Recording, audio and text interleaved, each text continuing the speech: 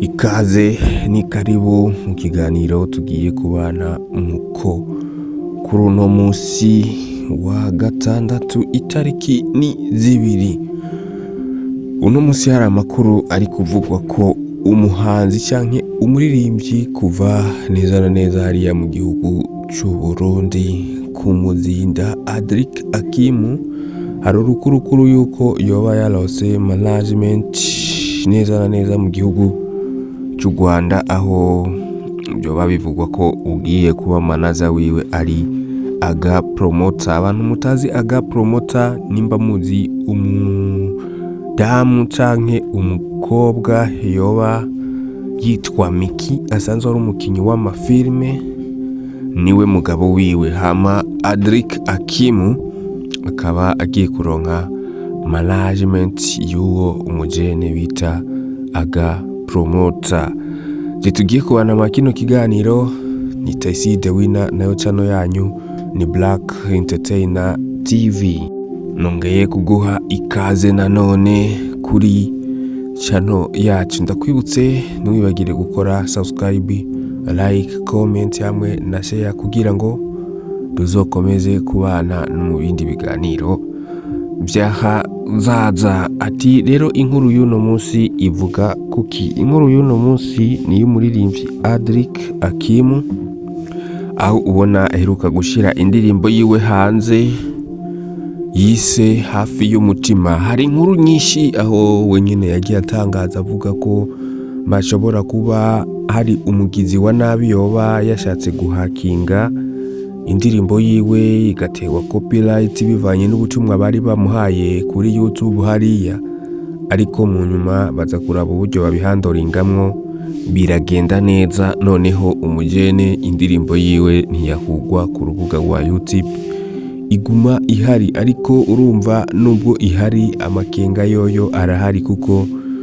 mu gihe bamaze kukurungikira ubwo butumwa uguma ufise ubwoba bw'uko igikorwa cawe kiza kuba kingiwe neza. Ati none bimeze gute? Uwo munsi yanditse ku rubuga rwiwe rwa YouTube avuga ati mudusengere kuko amahera arenga imiliyoni 24 nakoresheje ku ndirimbo yanje Hafi y'umutima zishobora kugenda amazima yongo zose nkazibura. Ati rero nka mwebwe nk'abafana canke abantu munkurikirana mu nkunda munsengere kugira ngo bigende neza. Ndakwibutse ko ari indirimbo uravye ikoze neza cane, ikoze ku buhinga bwa none, ubona ko no mujena kiri muto mugabo atagira mu kuduha ibintu vyiza, mu gushiramwo inguvu kugira ngo aduhe umuziki mwiza. Nawe akavuga ati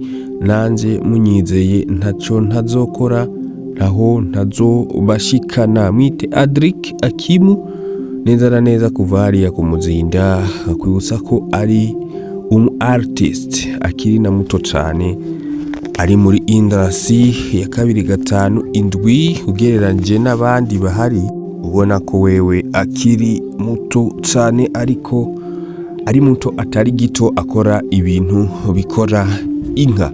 Mwite Adric Akimu rero aho yari yasanzwe yasimbiye mu gihugu kibanyi cy'u Rwanda, aho yari yagiye gukora ibyo novuga promotion y'iyo ndirimbo, aho usanzwe ubona asanzwe akorana n'aba bana bakiri bato bitwa Mario Kids. Rero ukabona ko bamufashije icyo novuga kwamamaza canke promotion, kuko bariya bana bari mu bana bafise public nini aha hose kw'isi canke muri Afrika canke no hanze y'igihugu, kuko n'abana bazwi cyane bakunzwe cyane. Rero iyo bikunze bakagukorera agachallenge k'indirimbo yawe nibiba ari vyiza, kuko bituma imenywa n'abantu benshi, bigatuma uja kuronka abagukurikirana cyane. Rero nkakwibutsa ko Adric Akimu n'abo bana basanzwe babanye neza, kuko si indirimbo ya mbere canke ya kabiri. Nkwibutsa ko hari n'indirimbo boba barakoranye n'abo bana ikagenda neza. Rero Adric Akimu bikavugwa ko management ya Mario Kids, aho basanzwe bari muri team ya The Ben, bafashe uwo mujene baramubona avuga ati umujene afise impano nta kuntu na kumwe twomureka ngo agende, nta kuntu na kumwe twomwirengagiza. Niho baciye bahiga ukuntu umwe muri bo mw'iyo timu ya The Ben wojamwo umubera management. Noneho umujene bita Aga Promoter aca hitamo ko yo mubera management. Ndakwibutsa ko Aga Promoter ari umu promoter mu Rwanda afise izina rinini kandi ubona ko ibintu byiwe bikora neza. Nkakwibutsa ko kandi asanzwe ari umupapa yubatse n'umukobwa bita Miki akaba ari umukinyi w'amafilime hariya mu gihugu cy'u Rwanda, uwo no kwita umusineyaste.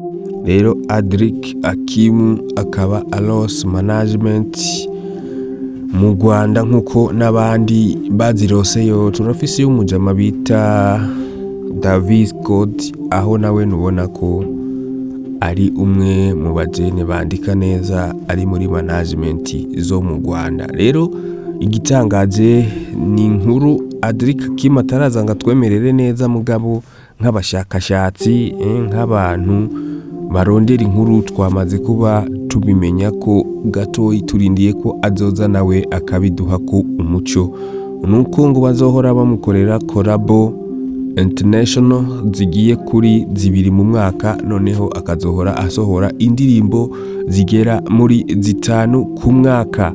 Mbega wewe ubona ibyo bintu bazobimushoboza? Kuko nimba tuvuze collabo ziri international nukuvuga nta muririmbyi wo muri East Africa canke azobashaka muri Afrika byanke ko bamuhuza nawe. Nkakwibutsa ko timu ya The Ben isanzwe izinanyi n'abantu benshi, aho rero bikazotuma ashobora kuronka management, yani ashobora kuronka collabo zo hanze kandi bitagoranye, kuko urumva nimba ivyo yahora abikora ari wenyene, uno musi akaba afise management, urumva ko bigiye kuba vyiza kurushaho.